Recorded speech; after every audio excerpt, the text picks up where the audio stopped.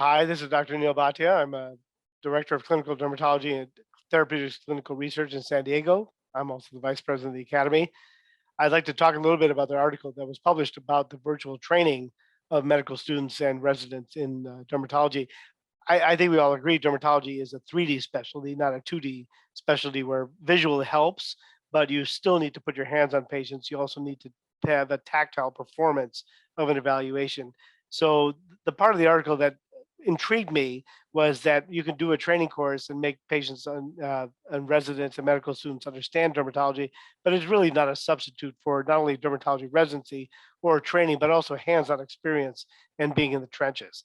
I also think that again, to substitute a virtual visit for a real visit is inadequate healthcare. I think we have had enough during the pandemic that shows us that patients actually need to be seen. You need to take their masks off. They need to show their faces. They need to show their skin to actually really be evaluated correctly by a dermatologist and to make a diagnosis.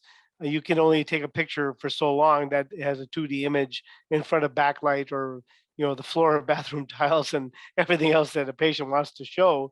I think in the end, a real visit gives patients not only the reassurance that they've been properly diagnosed, even more so, it gives the dermatologist a chance to diagnose, correctly document, and even more so follow patients for the long run. So again, it's nice to have a virtual training program. It's nice to have an introduction.